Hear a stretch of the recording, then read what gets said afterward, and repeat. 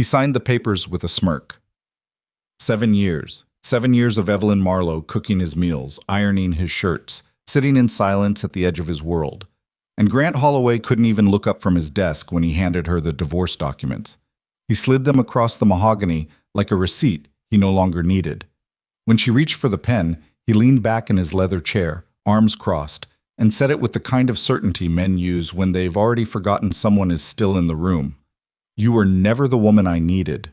No rage, no regret, just words. Casual, clean, meant to cut. And here's the question that will stay with you long after this story ends. If someone spent 7 years treating you like furniture and you finally walked out the door, where would you go? Who would you become? Evelyn signed the papers. She picked up her suitcase. She walked into the rain. She didn't look back.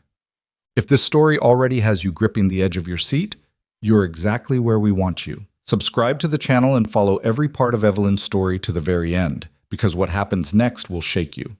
Hit that like button and drop a comment below telling us the city or country where you're watching from.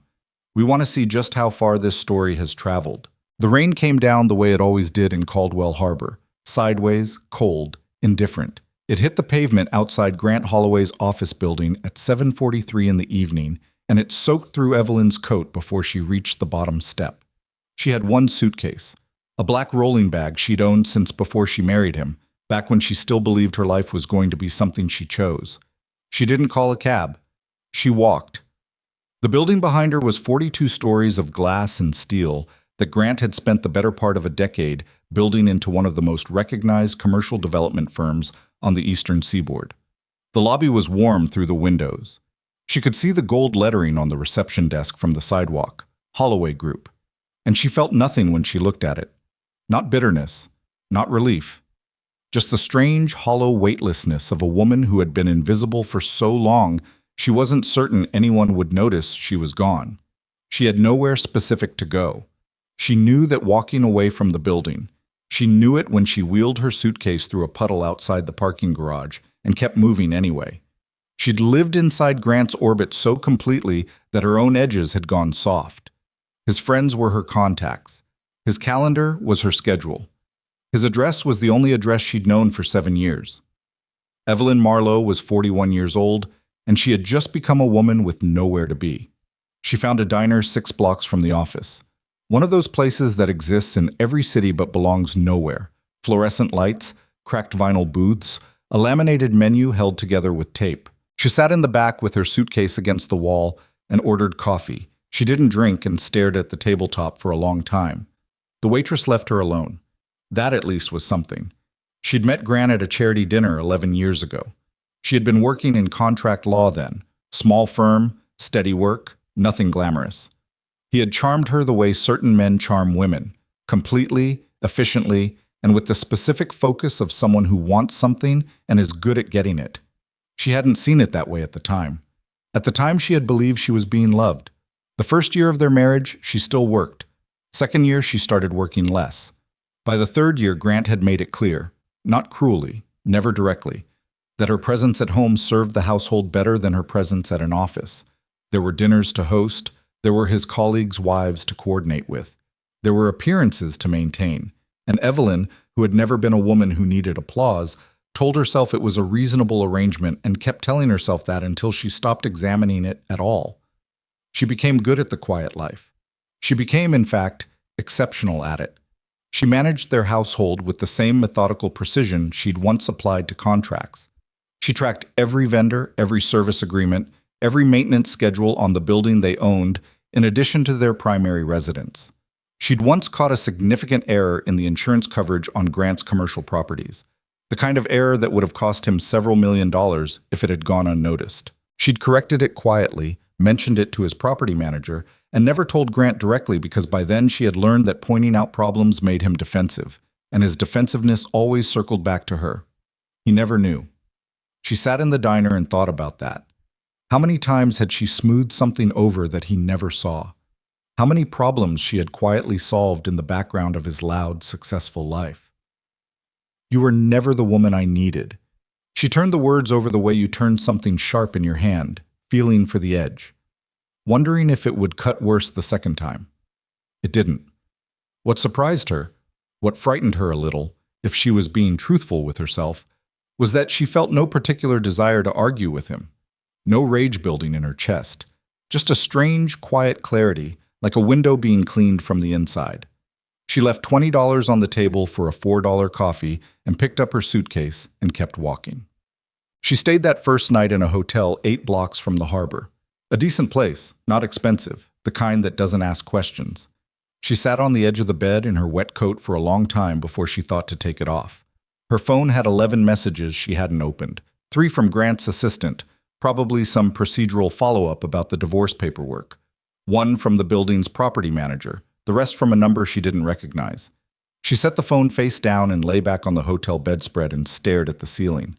She thought, I should feel something by now. She felt tired, that was all. Tired in a way that wasn't just physical. The kind of tired that happens when a person has been holding themselves very still for a very long time and has finally been allowed to stop. She fell asleep with her shoes on. The second day she spent doing practical things. She opened a bank account separate from the one she'd shared with Grant. She'd maintained a small personal account throughout their marriage. Nothing dramatic. A habit from her working years that she'd never abandoned for reasons she could never fully articulate. She contacted a former colleague from her law firm days, a woman named Patricia Holt, who had sent her a birthday card every year without fail, and whom Evelyn had always been slightly too busy to call back. Patricia answered on the second ring and said only, I've been wondering when you'd surface. They had lunch. Evelyn didn't explain everything. She explained enough, and Patricia listened with the particular patience of a woman who had heard many versions of this particular story and understood there was no version that didn't ache. What do you need? Patricia asked. Time, Evelyn said, and maybe a recommendation for a short-term rental. You can stay with me until you figure it out. I'm not ready to figure anything out. That, Patricia said, is exactly why you should. Evelyn didn't argue. She wasn't sure she had the energy for it. The second night, she ate actual food for the first time in 36 hours and slept without her coat on and didn't dream. The third morning was when the harbor changed. She had gone for a walk before Patricia's household came awake, needing the cold air and the absence of conversation. The harbor district was still quiet at 6 in the morning, fishing boats, a few early joggers, the low moan of a foghorn somewhere out past the breakwater. She had walked here in the evening sometimes during her marriage, when Grant had dinner meetings, and she found herself needing somewhere to put her hands that didn't involve their apartment. She was standing at the railing looking out at the water when she heard it. A different sound. Lower than the foghorn, deeper, the kind of sound that seems to travel through the ground rather than the air. She turned. The ship appeared out of the morning fog like something that shouldn't be real. It was enormous. Black hull, gold trim catching the early light. The kind of vessel that existed in a different category from the commercial ships that came through Caldwell Harbor. It moved with a slowness that somehow only emphasized its size, the way very powerful things sometimes move as though they have nothing to prove. Uniformed figures were visible along the upper deck.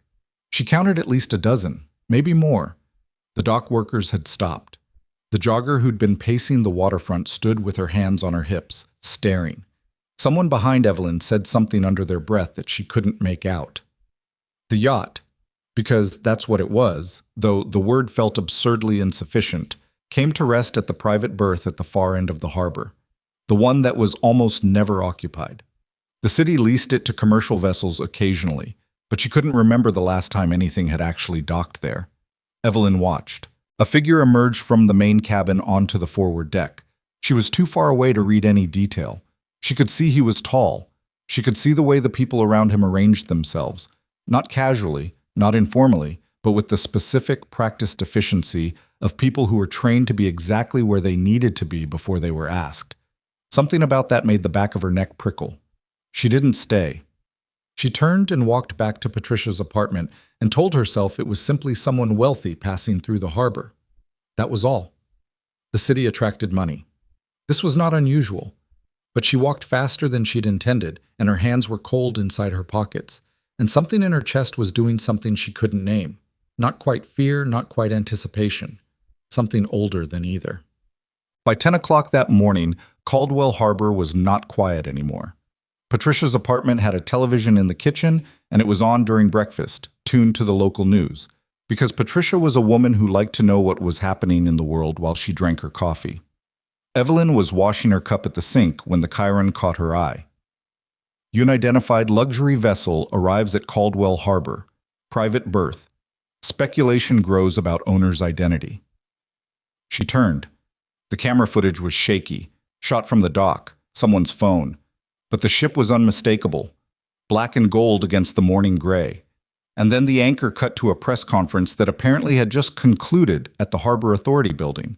She almost didn't understand what she was seeing, because there, standing in front of a room full of reporters who all seemed to be trying very hard not to look nervous, was a man in a dark overcoat, dark hair, cut close, face that was sharp in the way that suggested it had weathered things and come out harder. He wasn't reading from notes. He wasn't smiling. He spoke for approximately 90 seconds. Then a photograph appeared on the screen behind him. Evelyn's coffee cup hit the floor. The photograph was of her. It was not a recent photograph. She looked younger in it, early 30s maybe, her hair longer, standing somewhere she didn't immediately recognize. But it was absolutely, unambiguously her face. Her face on a screen in her colleague's kitchen in a city where she'd been invisible for 7 years. The man at the podium was speaking again. The news anchor's voice cut over his, translating the substance of what he'd already said. The statement released alongside the press conference names the woman as the rightful heir to a private family legacy tied to the Varelli organization. The man, identified only as Lucian, no surname provided, is believed to be the head of a powerful international private enterprise. He is requesting that the woman in the photograph be located and brought to speak with him directly. He describes her as, quote, family. Patricia was standing in the kitchen doorway, coffee mug forgotten in her hand. Evelyn, she said carefully, do you know who that is? Evelyn couldn't look away from the screen. From her own face, projected up there in that Harbor Authority room, in front of cameras, in front of a city that had never once paid attention to her. No, she said, and that was true. But something in her blood was saying otherwise, something very old and very quiet. Something that had been still for so long it felt like silence, was suddenly not still at all. Her phone was on the counter. The messages from the unknown number, all 7 of them, were still unopened. She picked up the phone. The first message was 6 words. We have been looking for you. The second was longer. She read it twice. Her hands were not entirely steady. The third message contained a photograph, different from the one on the television screen. This one she recognized immediately. A man and a small girl standing somewhere with a lot of light. The man was younger, thinner, something worn around his eyes. But he was the same man she'd just seen on that screen. And the small girl. Evelyn sat down on the kitchen floor. Not gracefully, not dramatically. She simply ran out of the ability to stand, because she recognized the small girl's face too. She had been looking at it in mirrors for 4 decades. Grant Holloway found out about the ship the same way everyone else in the city did. Through his phone, mid-morning, when his assistant forwarded him the news alert with a note that said, "Is this someone we know?" He read the alert, looked at the photograph, and laughed. It was a short laugh, dismissive. The laugh of a man who had spent so many years being the most powerful person in any room that other people's power had become something of an abstraction. Mafia theater, he told his assistant. Someone trying to make noise. Ignore it. He went back to his 11 o'clock. By noon, 2 of his junior executives had flagged it again. By 2 o'clock, his head of corporate security had asked for a private meeting. By 4 o'clock, the photograph on the news, the photograph of the woman standing in the unfamiliar place with the longer hair, had been identified. Not by the press. By someone inside his own organization. The name on the identification, passed up the chain to Grant's desk in a manila folder at 4:17 in the afternoon, was one he recognized. He sat with it for a long time. His ex-wife. The quiet woman he'd signed papers with 3 days ago. The woman he'd told, without particular feeling, "You were never the woman I needed." He looked at the photograph on his phone screen again, then at the name in the folder, then at the legal documents his security chief had quietly pulled, documents he had never seen, documents that suggested the woman he'd spent 7 years dismissing had a history so far outside the boundaries of his world that he couldn't yet measure the distance. Grant Holloway was not a man who frightened easily. He picked up his phone and called his lawyer. Find her, he said. Evelyn did not need to be found. She walked to the harbor herself. Patricia had tried to stop her, not with force, with the quiet reasonableness of a woman who understood that some decisions could not be made for other people. She had asked all the right questions. She had pointed out all the obvious risks. She had said, "You don't know this person. You don't know what that organization is. You don't know what they want from you." Evelyn had listened to all of it. Then she had put on her coat and said, "I know. That's why I have to go." The guards at the berth were expecting her. She didn't know how. She hadn't called ahead. She hadn't responded to the messages. She'd simply come. But when she reached the dock, a man in a dark suit stepped forward with something that was not quite a bow and not quite a nod, somewhere in between, and said, "Ms. Marlowe, he's been waiting." She walked up the gangway with her heart doing something uncomfortable inside her chest. The ship was even larger up close. The deck was immaculate. She could smell salt and something else. Machine oil, fresh wood, something expensive she couldn't name. They took her through a corridor and a set of doors and into a room that was warm and quiet, with one long window looking out at the harbor. He was standing with his back to the door when she entered. He didn't turn immediately. He let the silence settle. Then he turned. Up close, he was harder to look at than he'd been on a television screen, not because he was frightening, though she suspected he frequently was, because there was something in his face that she was not prepared for, something that looked impossibly like relief. "You came," he said. "I almost didn't." She kept her voice level, kept her hands still at her sides. She had spent 7 years managing her own reactions under pressure. She was good at this, at least. "You made it very public. I want to know why." "Because quiet methods have not worked for 11 years. He said it simply. "I needed you to understand that this was real." "What I understand," she said, "is that my face was on a news broadcast, without my knowledge, without my permission." "Yes, that's not an apology." "No," he agreed, "it isn't." She studied him. He studied her back. Neither of them looked away. "The photograph," she said finally. "The one in the message. The little girl." Something in his face shifted. Not softened exactly. More like the surface of something moving over what was underneath. "Yes. That's me." "Yes. Which means you knew me. Before." "Yes." She sat down on the chair nearest to her because her legs had made a decision she hadn't consulted them about. He didn't move. He waited while she got herself sorted, and she appreciated that more than she would have admitted. "Tell me everything," she said. He pulled a chair across from her, sat down, and looked at her the way people look at each other when they have a very long thing to say and no good place to start. "It begins," he said quietly, "before either of us was old enough to understand what it meant." The harbor shifted outside the window. The city moved on beyond the glass. And for the first time in 7 years, Evelyn Marlowe stopped being invisible. Not because the world was watching, but because someone across the table finally said her name like it mattered which woman it belonged to. She leaned forward. She listened. Lucian Varelli did not tell her everything that first night. He told her enough. He told her the shape of it, the outline, the broad geography of a story that spanned more years than she'd been aware of living. He told her about the Marlowe-Varelli alliance, 2 families bound together across 2 continents through business and bloodline, legitimate enterprises that had built infrastructure in 6 countries before someone decided the whole architecture was worth more destroyed than intact. He told her about the fire that killed her parents when she was 4 years old. He told her that the fire was not an accident. He told her that she had been placed with a distant relative, a woman named Clara Marlowe, her father's second cousin, who raised her in a small town 3 states away under instructions to keep her ordinary, to keep her quiet, to keep her alive. Clara had died when Evelyn was 19. A stroke, the doctor said, fast and clean. Lucian's jaw tightened when he said that. "You think Clara's death wasn't natural either," Evelyn said. "I think a lot of things that I cannot yet prove." "That's not an answer." "No," he said, "it isn't." She sat with that for a moment. The room was warm. Outside, the harbor was dark now, the city lights doing their imperfect job of replacing the sun. She was aware that she had been sitting in this chair for over 2 hours and that her body was tired in a way that had nothing to do with the hour. "Why you?" she asked. "Why are you the one looking for me?" Something moved across his face. Not discomfort exactly. More like the expression of a man who has rehearsed an answer for a long time and is deciding in the moment whether to give the rehearsed one or the true one.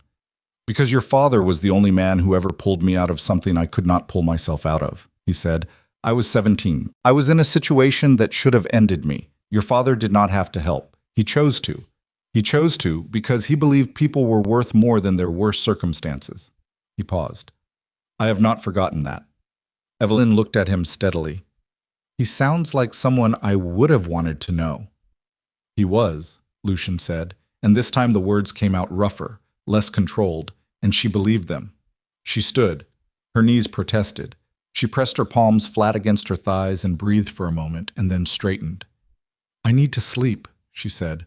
I need to sleep and eat something that isn't coffee, and then I need you to tell me the rest of it. All of it. Not the outline, the details. Lucian nodded once. He stood as well. Reflexively, she thought, the gesture of a man who'd been raised with certain habits he'd never entirely shed. There are rooms prepared, he said. I'm not agreeing to anything, she said. I'm agreeing to sleep on your boat, that's all.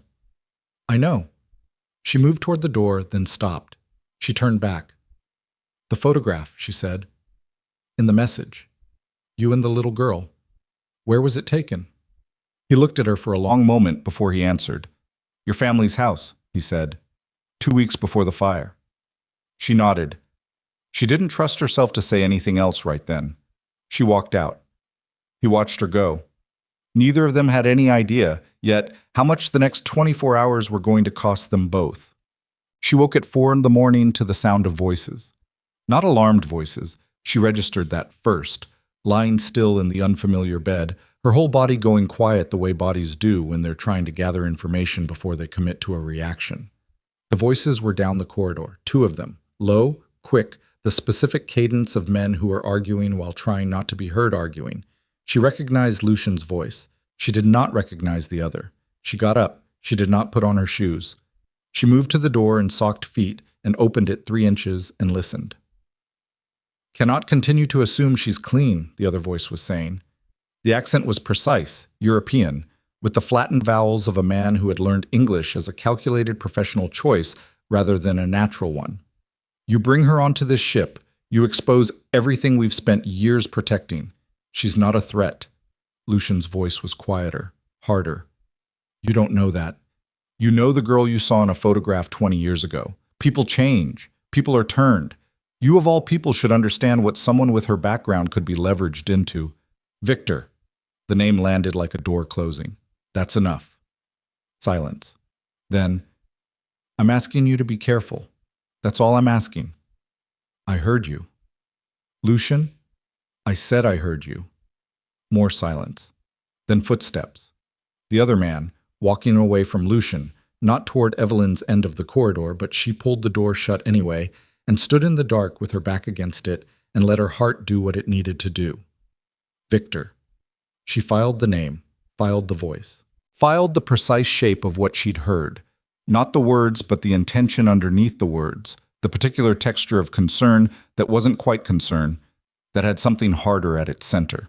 She had been a contract lawyer for 6 years. She knew the difference between a man worried about an outcome and a man worried about being found out. That voice had been the second kind. She went back to bed. She did not sleep again until nearly 6. Breakfast on the yacht was brought to her room by a young woman named Sol, who said almost nothing and moved with the efficiency of someone who'd learned that questions created complications. Coffee, eggs, toast, a glass of juice. Real food. Evelyn ate all of it, which surprised her, and then sat with the coffee and looked out the porthole at the harbor. The city was awake now. She could see it from here.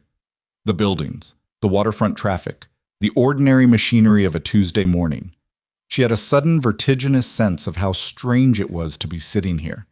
How 3 days ago she had been in a different life entirely, in an apartment she shared with a man who had stopped seeing her, and now she was on a ship that shouldn't be real, eating breakfast she hadn't made, surrounded by people she didn't know, in possession of a history she was only beginning to understand.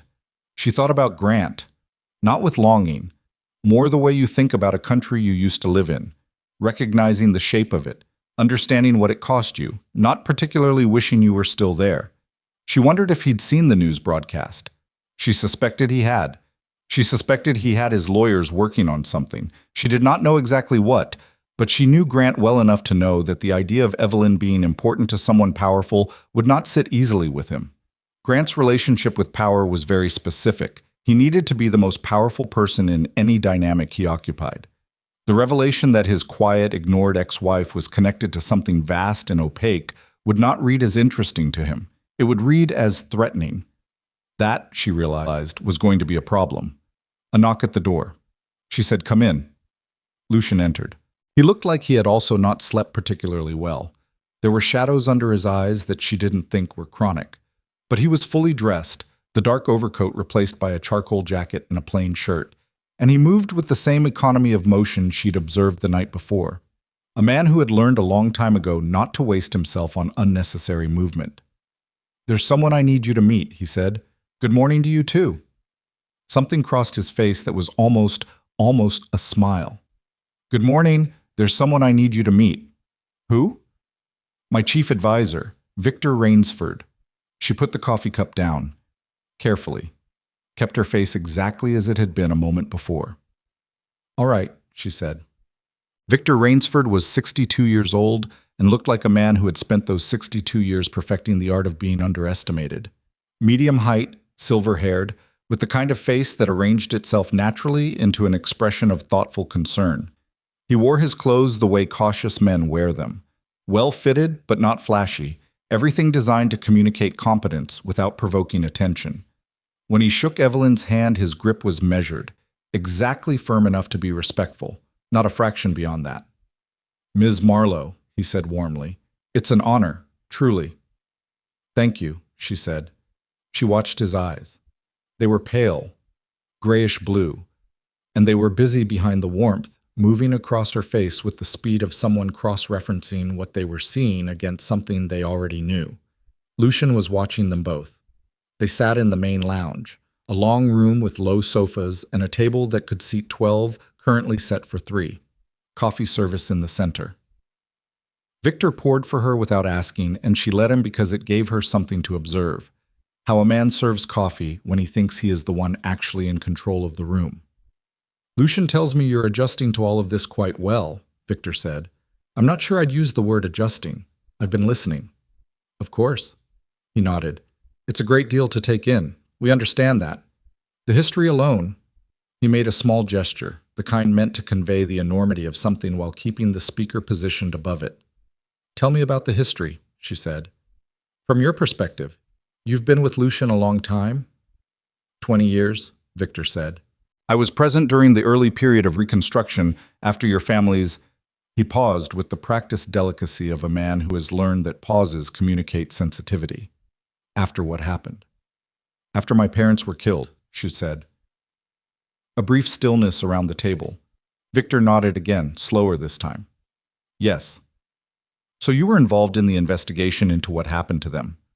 "In a supporting capacity. The primary investigation was conducted by—" "Did you know my father?" The question landed differently than the others. She watched it land, watched the fraction of a second that elapsed before his expression completed its movement into something that looked like fond sadness.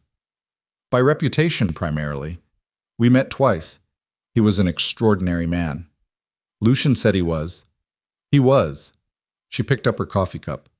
"What did you think of him? Not the reputation, your personal impression." Victor looked at her with an expression of warm attentiveness that had nothing behind it, nothing she could identify, like a window someone had painted to look like a window. He was precisely the kind of man one hoped to meet, principled, perceptive. "Perceptive," she repeated. "Yes." Interesting word to choose. Across the table, Lucian had gone very still. Victor smiled. "I suppose I meant that he understood people well. He had good instincts for character." "Yes," Evelyn said pleasantly. "I imagine those instincts would have been useful." She set the coffee cup down and smiled back at him and watched his eyes recalibrate very quickly before the warmth reassembled itself over the top. After the meeting, Lucian walked with her to the forward deck. The morning was cold and clean, the harbor wind cutting through everything. She stood at the rail with both hands on the metal and looked out at the water and didn't say anything for almost a full minute. What did you think? Lucian asked. I think, she said carefully, that he's very good. Victor is the most effective strategist I've ever worked with. I believe that. He turned to look at her. That isn't a compliment. No. She turned to look at him back. It isn't. A muscle in his jaw worked. You've been in a room with him for 40 minutes. I know. She turned back to the water. I'm probably wrong. She didn't sound like she thought she was probably wrong.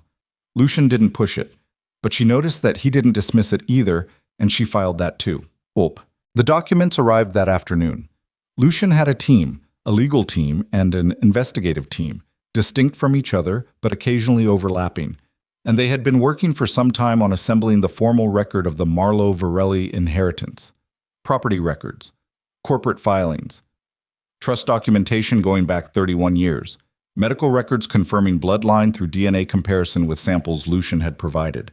He spread them on the table in the room where they'd spoken the night before. She sat across from him and went through them methodically, page by page, in the way she'd once gone through contracts, reading everything, trusting nothing until she'd read it herself. It took 3 hours. When she finished, she sat back and pressed 2 fingers against the space between her eyebrows and breathed. It's real, she said. Yes. All of it. The properties, the accounts, the business interests. Yes. She dropped her hand. How much? He told her. The number sat between them like a third person in the room. She looked at it for a moment and then looked at him. And this has been held in trust since your parents died. Accruing. Untouched. Untouched, she repeated, for 37 years while I was... She stopped. She pressed her lips together, started again. While I was being raised in a house that had a leaking roof for 2 years because my aunt couldn't afford to fix it. Lucian's face didn't change, but something in his eyes did. Yes. That's not something I can feel calm about. I know. Don't tell me I know. Just let me be angry about it for a moment. He said nothing. He let her be angry about it for a moment. She sat with her jaw tight and her hands flat on the table and let herself feel the specific, clean fury of a woman who has just understood the full dimensions of something that was stolen from her, and it was large, and it was heavy, and it was going to take a long time to put down. Then she said, "What do I need to do to formally claim it?" Sign the preliminary claim documents. Appear before the oversight panel. They'll require your identification. The DNA confirmation is already on file, but there's a formal proceeding. When? We were going to propose next week, but... Her phone buzzed on the table between them. She glanced at it. Patricia's name. She picked it up. Pat. Evelyn. Patricia's voice was clipped in a way that meant she'd been trying to stay calm for a while. I need to tell you something, and I need you to not react immediately.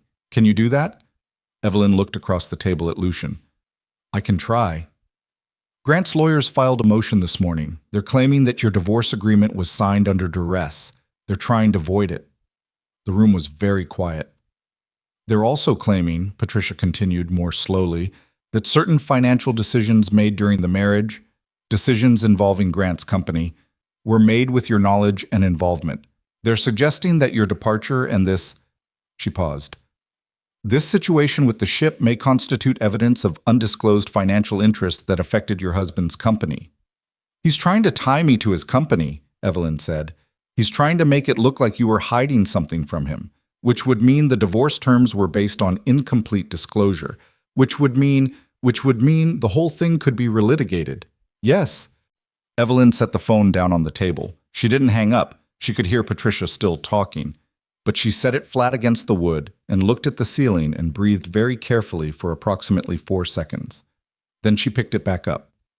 Patricia, I need you to pull every document related to the insurance correction I made on the Meridian Street properties, 2019. I need the original policy, my communications with the property manager, and the amended filing. I don't have access to those. You do. I sent you a copy of everything I kept from the marriage. You have a folder on your drive I labeled Admin History. It's in there. A pause. Evelyn, when did you... A few years ago. I wasn't sure why I did it then. I'm sure now. Send everything to me encrypted. She hung up. She looked at Lucian. I need a lawyer, she said. Your legal team. Are any of them licensed to practice in this jurisdiction? Two of them, yes. I need to talk to them today. He was already reaching for his phone. The next thing happened fast, the way bad things tend to happen. Not all at once, but in quick succession, each piece arriving before you finished processing the last. The first piece was the news alert at 6 o'clock. Grant had given a statement to the press. He did not name Evelyn directly. His lawyers were too careful for that. But the statement referenced a former personal associate with undisclosed international connections, and it didn't take long for the financial press to connect the dots. By 7 o'clock, her name was in 3 separate online articles. By 8 o'clock, 2 of them had been updated with photographs. Not the harbor photograph, but older ones, lifted from social records, images of her at Grant's company events, standing at his side, looking exactly like what he was now trying to make her into, a knowing participant in something she had, in fact, know nothing about. The second piece was a message from a number she didn't recognize. Not the same unknown number as before, a new one. The message contained 2 sentences. You should ask Lucian who arranged your marriage. Ask him what Victor told him in 2016. She read it 3 times, then she deleted it. Then she sat in her room and thought about it for a long time. The third piece arrived when she went back to find Lucian. She found him in the corridor outside the communications room, and he was not alone. Victor was there, and one of the ship's senior staff. And the particular atmosphere in that corridor was the atmosphere of men who have just received news and are deciding how to arrange it before it has to be shared. Lucian looked up when he saw her. Something moved across his face, too quickly. There's something I need to tell you, he said. Yes, she said. There is, but I'm going to go first. She pulled out her phone. She'd screenshotted the message before she deleted it. Years of careful habit serving her again, the same instinct that had kept copies in Patricia's drive. She held the phone up so Lucian could see the screen.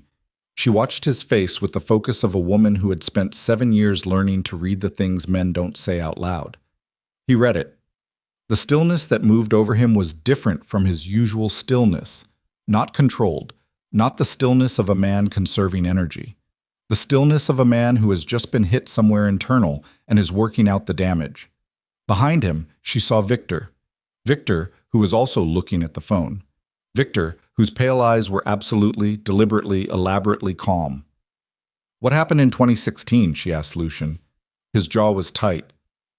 Evelyn. What happened in 2016? He looked at her for a long moment. Then he looked at Victor. And Victor said nothing. He looked at neither of them. He looked at the wall with the composed, waiting expression of a man who has prepared for this question and has already decided exactly how he is going to answer it when the time comes. Not now, on someone else's schedule, but later, on his. Come inside, Lucian said to Evelyn. Please. Tell me what happened in 2016. I will. Inside. She didn't move. Did you know about my marriage to Grant before it happened? The silence was its own kind of answer. Lucian. Her voice was very flat now. Flat the way ground gets flat when everything on top of it has been cleared away. Did you know?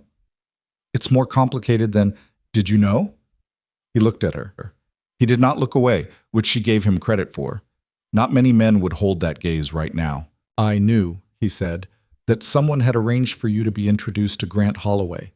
I did not know, at the time, who had arranged it. I found out in 2016, 3 years after your marriage. And by then, he stopped. His hands, at his sides, were not entirely still. By then I was trying to find a way to reach you that would not put you in more danger than you were already in. More danger. Yes. So you let me stay in that marriage. I was trying to find a way. For how long? Her voice didn't shake.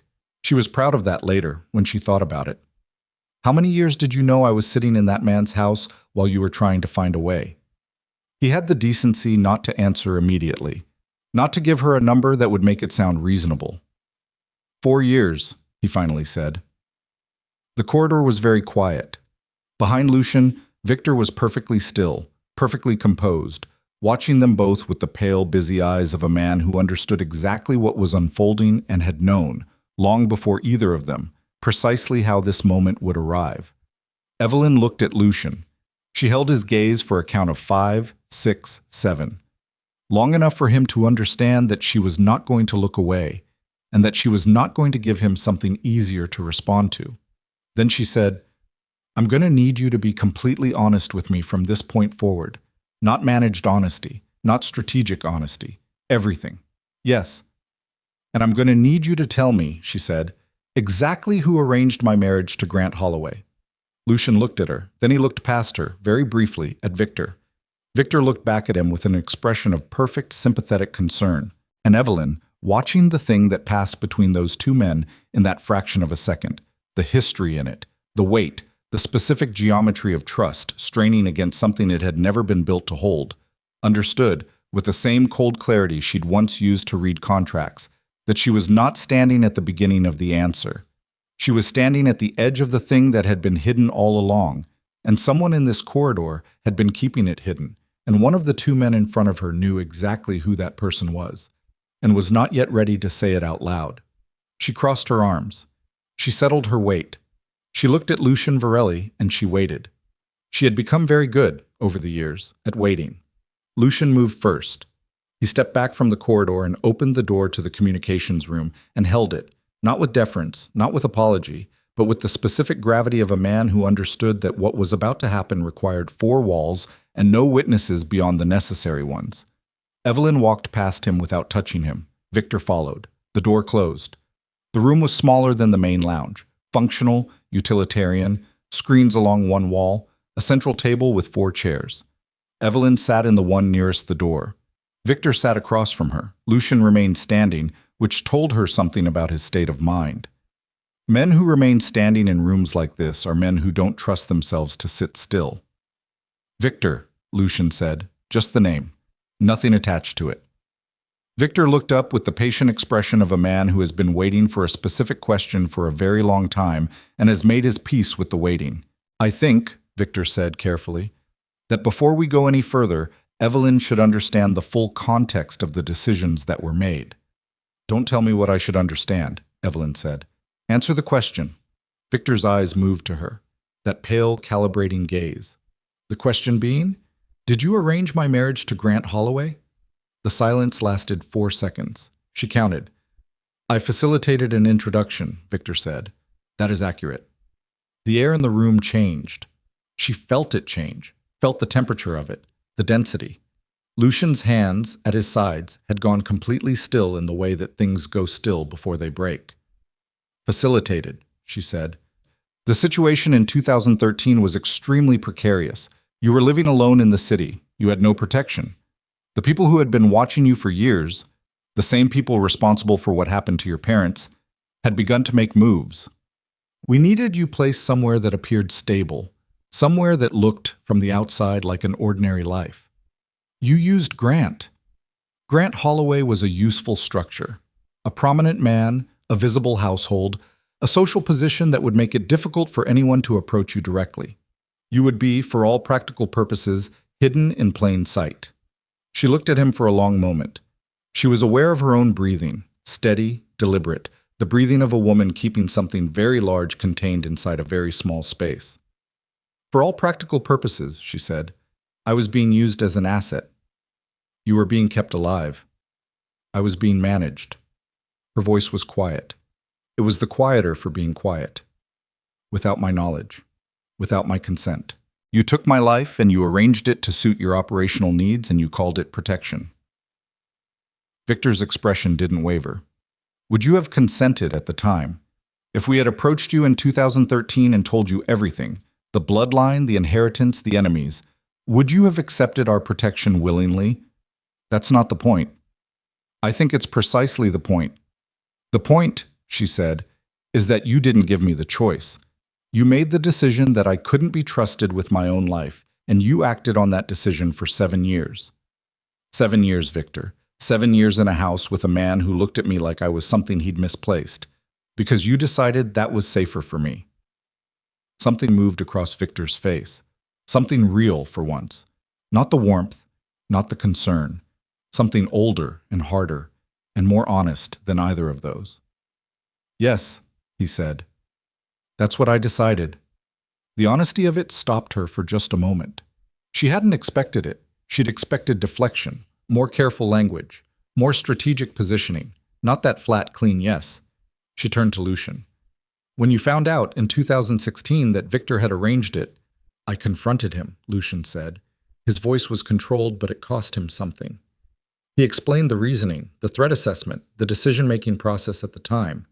He paused. I disagreed with how it was handled. I believed you should have been told. But you didn't tell me. I was trying to find the right... You didn't tell me, she said again. He stopped. He accepted that. So both of you, she said, made decisions about my life, without me. And you have both been carrying this for years. And neither of you thought, at any point in those years, that I was capable of handling the truth. Neither man answered immediately. Victor because he was measuring his response. Lucian because he was honest enough to understand that his answer was insufficient. It was that silence, that specific damning silence, that told her everything remaining she needed to know about the shape of what had been done to her. She stood up. For a walk. Evelyn, on the deck. I'm not leaving the ship. She looked at Lucian. We're not done, but I need 10 minutes where no one is explaining anything to me. She walked out. Neither man followed. The deck was cold, and the wind was brutal, and she stood at the rail with both hands gripping the metal and let it be brutal. The harbor was gray and choppy. A fishing boat was moving out toward the open water, small and determined against the chop. She watched it until it was small. She had been managed. That was the word that kept coming back. Managed like a problem, like a variable in someone else's equation. She had spent 7 years inside a marriage that was, at its origin, at its foundational level, a strategic placement. Grant had been a container. She had been the thing stored inside the container. And the worst of it, the part she kept circling back to with the grinding persistence of a thought that won't be finished with, was that it had worked. She had been invisible. She had been unremarkable. She had been, by every measurable standard, a woman no one bothered to look at twice. She had been perfectly, comprehensively hidden.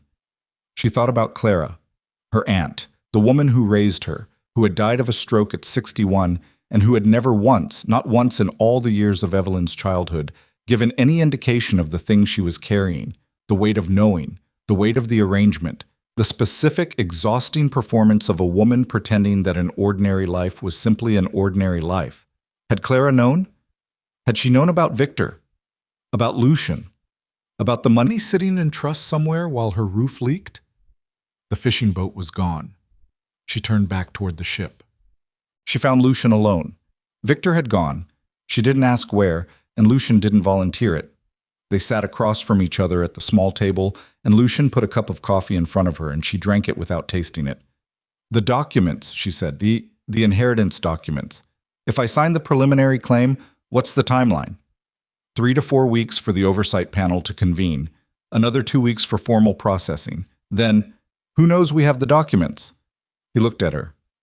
My legal team, Victor, a notary in Brussels who certified 3 of the supporting records. Victor helped assemble them?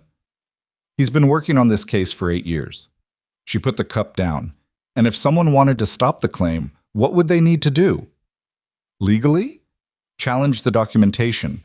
Introduce counter-evidence disputing the bloodline or the original trust terms. That would take time, months, possibly years in arbitration. And illegally? His jaw tightened. Make the documents disappear, or make the claimant disappear. She nodded once. The anonymous message, the one I showed you in the corridor. I've had my security team trying to trace the number. And? Disposable, routed through 3 countries, nothing yet. Someone on this ship sent it, she said. Lucian looked at her. We don't know. Lucian. She kept her voice even. The message appeared within 2 hours of my arrival on this ship. It contained specific information, the year 2016, the specific nature of the arrangement. That is not public knowledge. The number of people who could have sent it is very small. She paused. I don't believe it was you. Why not? Because if you wanted to warn me about Victor, you would have said it to my face. You're not a man who communicates indirectly. Something in his expression shifted. The faintest acknowledgement of being accurately read by someone he hadn't expected to read him that accurately. No, he said, I'm not. So who on this ship knows what happened in 2016, has reason to want me warned, and would do it anonymously rather than directly? He was quiet for a long time. Then, there's a woman on my legal team, Dara Len. She's been with me for 6 years. She was present in 2016 when I confronted Victor. He stopped. She objected to my decision to delay telling you, strongly. I need to talk to her. I'll arrange it. Now, Evelyn said. Darlene was 38 years old, compact and precise, with the look of a woman who had learned to take up exactly as much space as her work required, and not a centimeter more. She came into the room with a tablet under her arm, and sat down across from Evelyn, and looked at her with the directness of someone who had already decided to stop being careful. You sent the message, Evelyn said. Yes, Dara said. Lucian, standing by the window, exhaled through his nose. Why anonymously? Evelyn asked. Because I wanted you to have the information before anyone could frame it for you. If I came to you directly, Victor would know within the hour. I needed you to have time to decide what to do with it. Dara set the tablet on the table. And I need you to look at something. She turned the tablet around. On the screen was a document, scanned, the edges slightly soft, the kind of scan made from an original physical page. Evelyn leaned forward. It took her a moment to understand what she was reading. Then she understood. Then she read it again to be certain. It was an internal communication, dated 4 years ago. The header identified it as a memo within Victor's private correspondence files. The body was 3 paragraphs. She read all 3 paragraphs twice.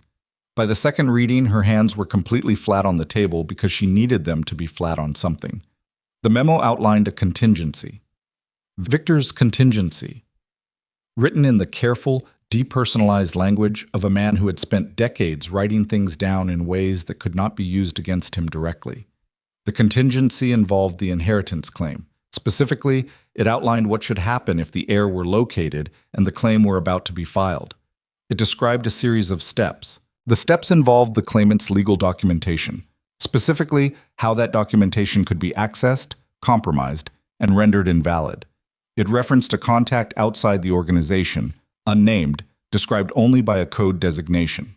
The code designation was the same 3 letters as the internal designation used in Grant Holloway's company records for his head of corporate intelligence. She sat back. She pressed her palms against her thighs. She looked at the ceiling for exactly 2 seconds. Then she looked at Lucian.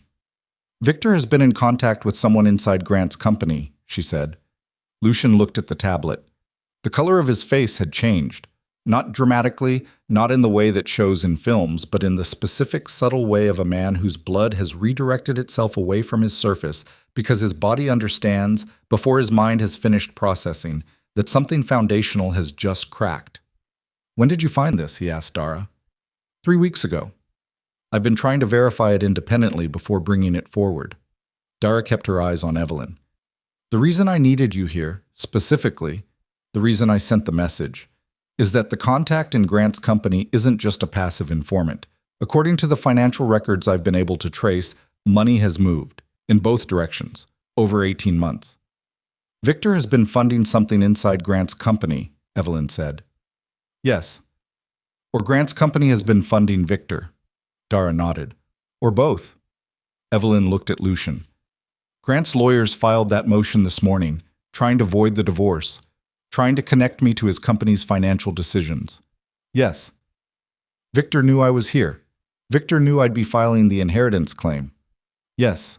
So Victor is working with someone inside Grant's operation to build a case that ties me to financial misconduct, which would give them grounds to freeze any inheritance claim pending investigation, which would... She stopped. She pressed 2 fingers against her mouth, breathed, which would buy them time to access and destroy the documentation. The room was very quiet. Then Lucian said, Where are the documents? He was looking at Dara. Dara's expression changed, the first time since she'd entered the room that something moved across her face that wasn't controlled. They were in the secure filing system, she said, backed up in 3 locations. Were, Evelyn said. Dara looked at her. An hour ago, our IT security flagged an anomalous access event. Someone with internal credentials accessed 2 of the 3 backup locations. She paused. Both copies were deleted. The silence had a different quality now. Heavier. The kind of silence that forms when several people in a room are separately doing the same arithmetic and arriving at the same answer. The third backup, Lucian said, physically stored, off the ship, in a location only I know. Dara looked at Evelyn. And now you. Where is Victor now? Evelyn asked. I don't know, Lucian said. He was already moving toward the door. He pulled it open and said something to someone outside in a low, sharp voice. Then he turned back. We're locking down the ship. No one on or off without my clearance. That won't be enough, Evelyn said. If he has people inside your organization, I know. And if he's already made contact with whoever he's working with in Grant's company, I know, Evelyn. The oversight panel, she said. The Brussels notary. Are they safe? Lucian stopped moving. She watched him stop moving, and she watched him understand, in real time, that he didn't know. That he had built his operation over 20 years on a foundation that included Victor Rainsford and had never, not fully, not structurally, considered what happened if that foundation wasn't what he thought it was. It was the first time she had seen him look uncertain. It lasted approximately 3 seconds. Then his face did what faces do when a decision has been made. It settled. It hardened. It became the face of a man who has accepted the situation as it is and has moved forward. Get Dara's documents secured, he said to Evelyn. Every copy, everything she has. I want it in your possession, not on this ship's system. You're trusting me with it. Yes. You barely know me. I know, he said. Get it anyway. He left. The door swung behind him. Evelyn looked at Dara. Dara looked at her. There was, between them, the very specific understanding of two women who have just watched the men around them discover, belatedly, that the situation is more broken than they were managing it as. How much do you have? Evelyn asked. Everything I've collected in 3 weeks. Financial traces, the memo, 6 months of communication logs I was able to pull before Victor locked down his personal correspondence files. You anticipated he'd lock them down? Yes. When? 2 days ago. When I found out you were coming. Evelyn looked at the tablet on the table. Then she looked at the door Lucian had gone through. Then she looked at her own hands, which were steady, which had been steady this entire time, which were going to stay steady because there was no alternative to steadiness right now. One more thing, she said. The contact in Grant's company. The one Victor has been in communication with. Do you have a name? Dara reached across the table and scrolled the tablet to a different page. Evelyn looked at the name. She had not expected it. That was the thing. That was the specific, nauseating thing about the moment. She had genuinely not expected it. She had been prepared for bad. She had been prepared for complicated. She had been steeling herself for ugly. But the name on the screen was not a stranger's name. It was not the name of a corporate operative or an unknown functionary. It was the name of a person she had sat across a lunch table from 2 days ago. A person who had said, in the warm, quiet voice of someone who had known her for years, I've been wondering when you'd surface, Patricia Holt. Evelyn sat with it. She sat with it the way you sit with something when your mind keeps trying to hand it back and your instinct keeps refusing to take it. She read the name 3 more times. Then she looked up at the porthole, at the gray harbor, at the cold and indifferent water. Patricia, who had sent her a birthday card every year without fail. Patricia, who had answered on the second ring. Patricia, who had files, Evelyn's files, 7 years of carefully maintained personal records, insurance documents, property records, financial correspondence, on a drive in her apartment, files that Evelyn had called her about 2 days ago, files that Evelyn had asked her to pull and send, files that Patricia now knew Evelyn needed urgently, and why. Her phone was in her pocket. She had sent Patricia an encrypted request for those documents less than 8 hours ago. She pulled the phone out and opened the message thread. The documents had been sent. She'd received them. She'd opened them. She looked at the metadata on the received files. The send timestamp. The IP address of origin. The IP address was not Patricia's apartment. It was the Holloway Group building, Grant's office, the 42nd floor. Evelyn put the phone face down on the table. She put both hands flat beside it. She breathed in through her nose and out through her mouth, and she did this 3 times with the deliberateness of a woman who understands that the next thing she does will define a significant boundary, the boundary between who she has been and who she is going to have to become. Then she picked up the phone. She opened the files Patricia had sent her. She went through them quickly, with the speed of someone who knows exactly what she's looking for and exactly what its absence means. The insurance correction documents were there, the original policy, her communications with the property manager. But something else was there too. Something she had never put in that folder, something she had never shared with Patricia or anyone else.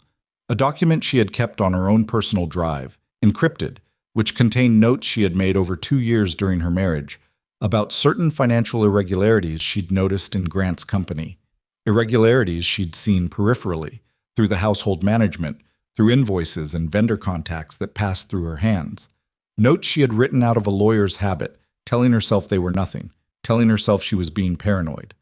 That document was in the files Patricia had sent her. It had been accessed, not just sent, accessed, opened, its contents read. And in that document were the names of 3 specific transactions she'd noted. 3 transactions that, if someone were building a case that Evelyn had been actively involved in her husband's financial decisions, would look very different in the hands of a hostile lawyer than they had looked to her at the time. They had her notes.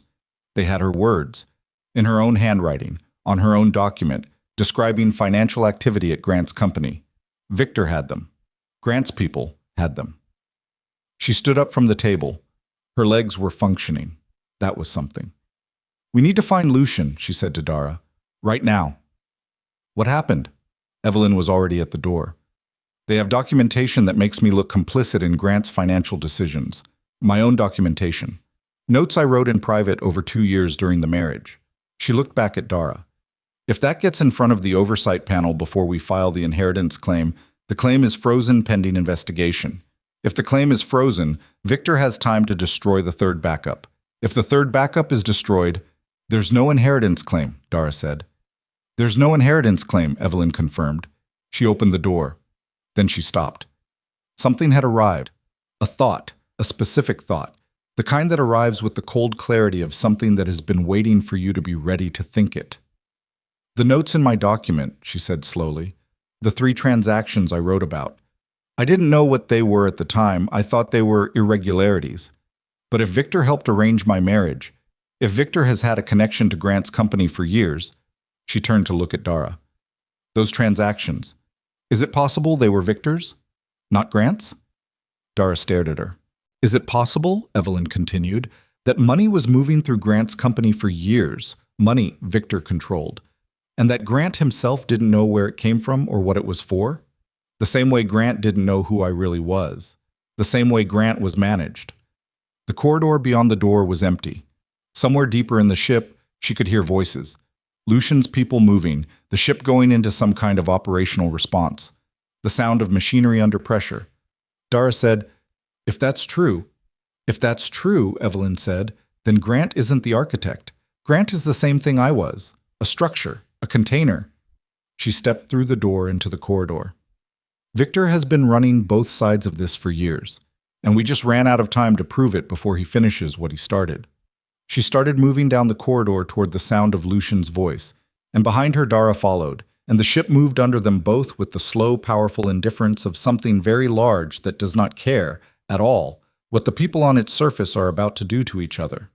She found Lucian in the operations room at the stern of the ship. He was standing over a table covered in printed documents and open laptops. 3 of his people arranged around him in the specific formation of individuals who have received bad news and are trying to convert it into action before the weight of it settles. When Evelyn came through the door, he looked up and she saw it in his face immediately. He already knew something, not everything, but something new had arrived in the 3 minutes since she'd left the corridor, and it had not improved the situation. "Victor is off the ship," Lucian said. She stopped moving. "When?" "Approximately 40 minutes ago, before the lockdown. He told the deck crew he was meeting with the harbor authority. He said it with the flat, controlled anger of a man who has been outmaneuvered in his own house and has not yet finished being angry about it. There was no meeting. I've confirmed that."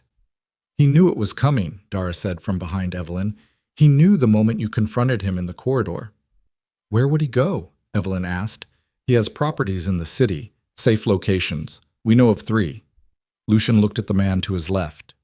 Mid-40s, gray at the temples, the bearing of someone with a military background that he'd never quite left behind. Reyes. Status? Teams at 2 of the 3 locations. Third is a commercial building. We can't go in without...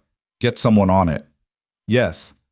Evelyn moved to the table. She looked at the documents spread across it. Some she recognized from the inheritance files.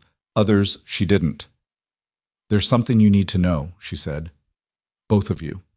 She told them about the files Patricia had sent, about the metadata, about the IP address, about her private notes, the ones she'd written during her marriage, the ones that were now in hostile hands.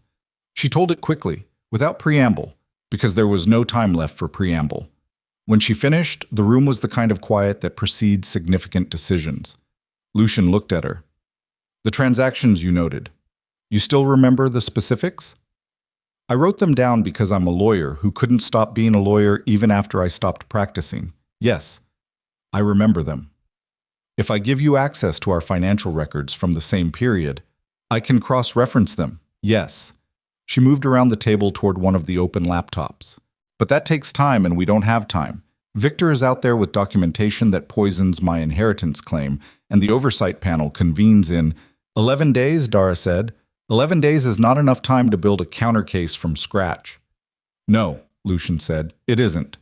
He was looking at the table, not at any specific document, at the space above it, the middle distance, the place people look when they are doing very fast arithmetic about bad options. Then he looked up.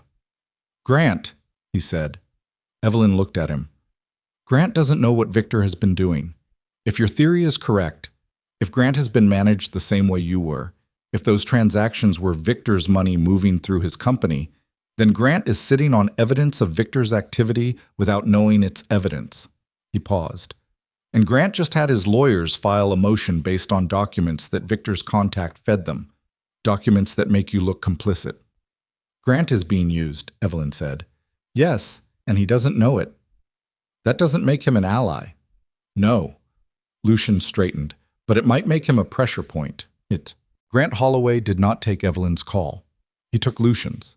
She stood in the operations room and listened to one side of a conversation that lasted 6 minutes and involved very few words from Lucian's end, a few precise sentences, a specific number spoken clearly, and then a silence of approximately 90 seconds during which, she imagined, Grant Holloway was doing the same arithmetic everyone else had been doing. Then a single sentence from Lucian that she felt in her sternum, even though she only half caught it. The man who benefited most from your success has been destroying it from the inside for 8 years, and tonight he's going to finish. Lucian lowered the phone. He's coming. To this ship. He wants neutral ground. There is no neutral ground. I know. He'll figure that out when he gets here. She breathed. Lucian, Grant is not... She stopped. Chose her words with the care of someone navigating ground that might not hold. Grant is not a good person. He's arrogant, and he's careless, and he spent 7 years treating me like furniture. Whatever Victor did to him, whatever Victor used him for, he still made his own choices. I don't want to walk into a room with him and have him believe that I know, Lucian said. You don't owe him anything. I don't. This isn't about what you owe him. This is about what he knows that we need. She looked at him for a moment, then she nodded once. Fine, she said, but I'm in the room. I wasn't going to suggest otherwise. Grant arrived 40 minutes later. He came with one person, his head of corporate security, a man named Bauer, who had the dimensions of someone who had been large his entire adult life and had made professional use of it. Grant himself looked different from the last time she'd seen him. Not smaller. Grant Holloway was not a man who diminished easily, but something was off in the way he held himself. Something tight around his eyes that she didn't remember being there 3 days ago, when he'd slid the papers across the desk with that dismissive, effortless certainty. He saw her and stopped moving. Evelyn. Grant. He looked at her for 3 full seconds, not with contempt, not with the impatient dismissal she knew well, but with something more complicated, something that had several layers and not all of them were comfortable for him.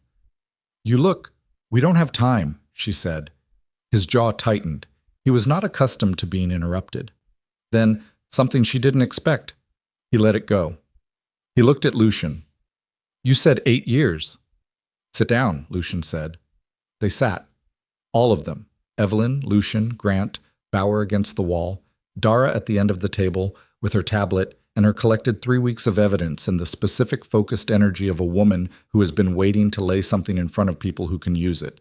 Dara presented it efficiently. The memo. The financial traces.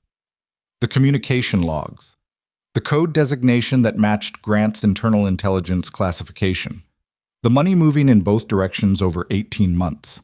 She presented it the way lawyers present things, sequentially, without drama, letting the material carry the weight. Grant did not interrupt. That surprised Evelyn. She had expected him to interrupt constantly, to push back, to reassert, to make the room his room the way he always made rooms his rooms. Instead, he sat with his forearms on the table, and he listened, and his face did something she had not seen it do in 7 years of living alongside him. It became uncertain. When Dara finished, the silence lasted longer than any of the silences before it. Then Grant said, "Marcus Webb." Evelyn looked at him. "My head of corporate intelligence, the person in that communication log." Grant's voice had gone flat. Flat and careful, the voice of a man who is very angry and has decided that the anger is less useful than the clarity right now. Victor Rainsford approached him 4 years ago. I know this because Webb told me about it at the time. He said a private security consultant had reached out about a potential information sharing arrangement. Grant paused. He said he declined. He didn't decline, Dara said. I'm understanding that now. Webb has been Victor's contact inside your company for 4 years, Evelyn said. The transactions I noticed during the marriage, 3 of them, over 2 years, those were Victor's funds, moving through your accounts. Your company was a conduit. Grant looked at her. You noticed them. I noticed irregularities. I didn't know what they were. You wrote them down. Yes. Why? She held his gaze. Because I was a contract lawyer before I was your wife, and I never managed to fully stop. Something moved across his face. She couldn't name it precisely.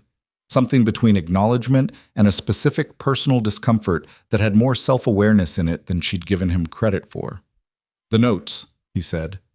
Victor's people have them now. Yes, and they're going to use them to make it look like you were complicit in financial activity tied to my company, which they can use to freeze your inheritance claim.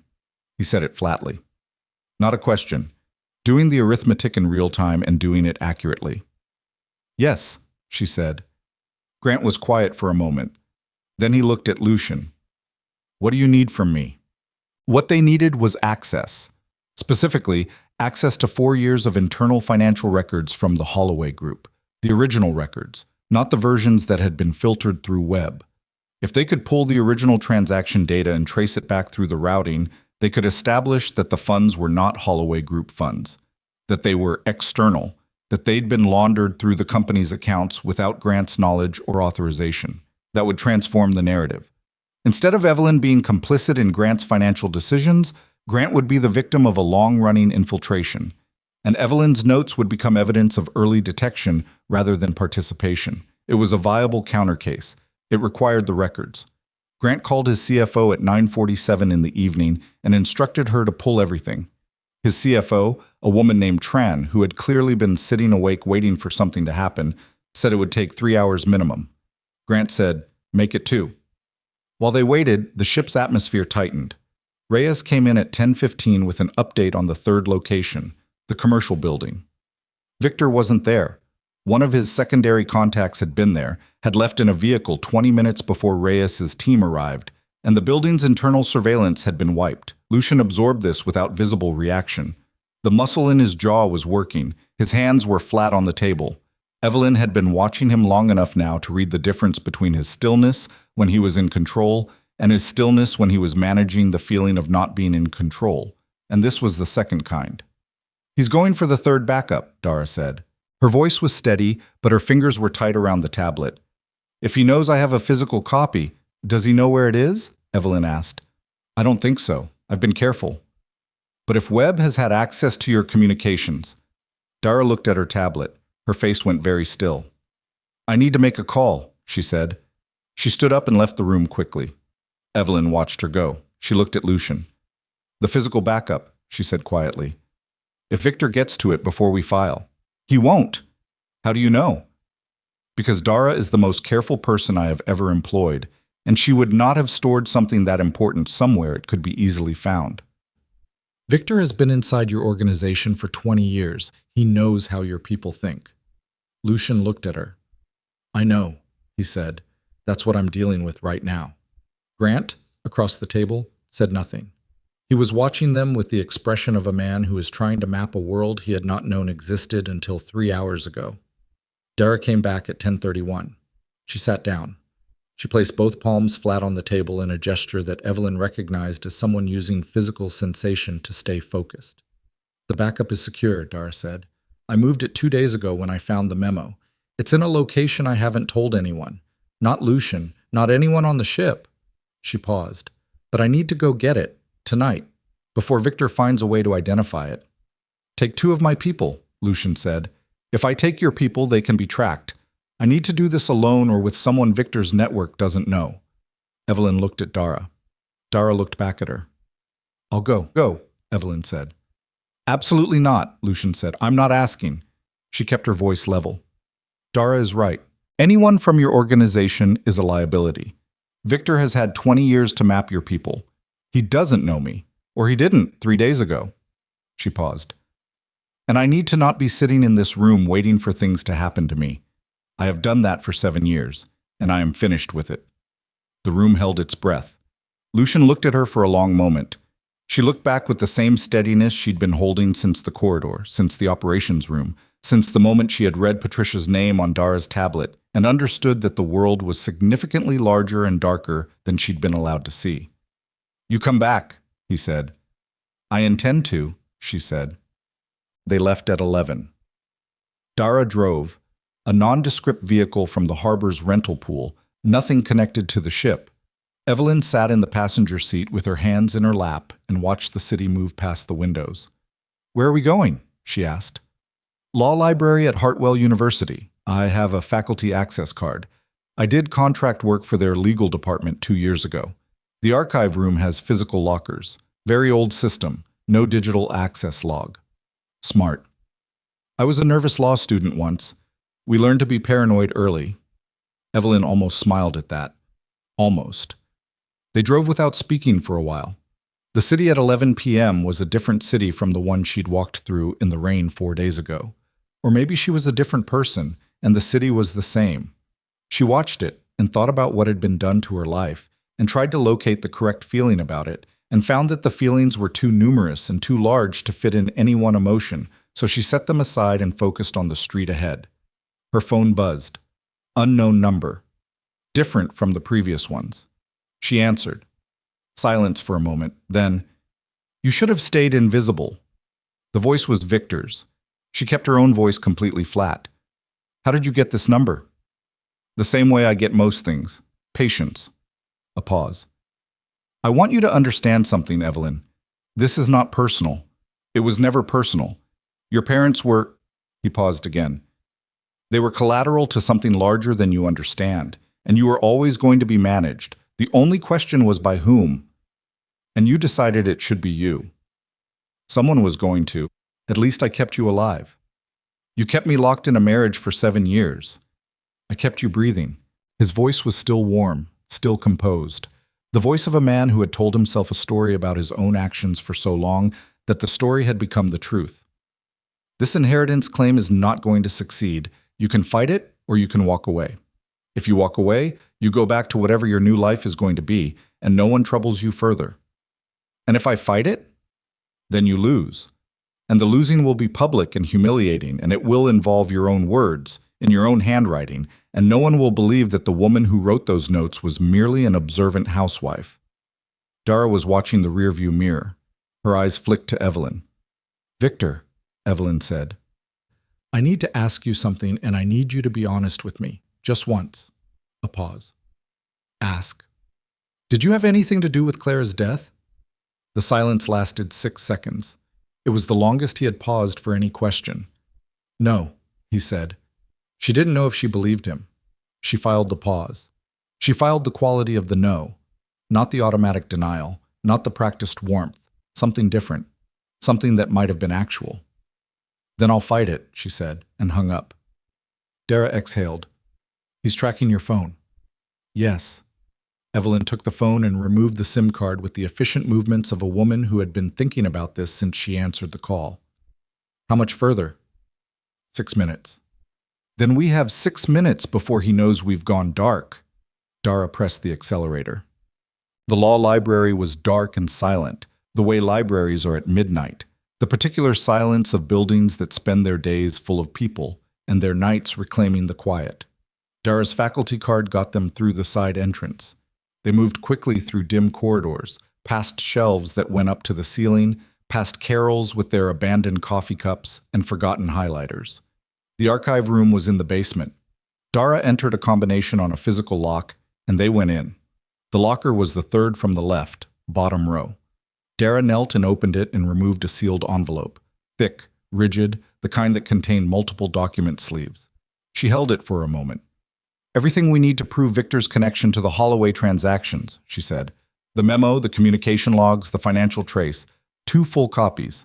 Evelyn took 1 copy. "Separate routes back?" "Yes." "If something happens to either of us, the other one gets there." Dara stood. "I know." They looked at each other for a moment in the dim archive room. 2 women who had met 4 hours ago and were now standing in a basement holding the thing that would determine whether an inheritance was claimed or buried. "Thank you," Evelyn said, "for the message. For the 3 weeks of work you did before I even arrived." Dara shook her head. "I did it because it was right, not as a favor." "I know," Evelyn said. "That's why I'm thanking you." They separated at the library's side entrance, Dara going left toward the faculty parking lot, Evelyn going right toward the street where she would call an unconnected car service she'd never used before from the number on a business card Reyes had pressed into her hand before she left the ship. The night was cold. She walked quickly. The envelope was inside her coat, against her chest, her arm pressed against it. She made it half a block before the black car appeared. It came from the side street to her left, slow and deliberate, the way vehicles move when they are not lost and are not in a hurry and know exactly where the person they are looking for is going to be. It stopped parallel to her on the street. The window came down. She stopped walking. The man in the passenger seat was not Victor. She didn't recognize him. He was younger than she expected, with the specific blankness of face that people cultivate when they want to be forgotten afterward.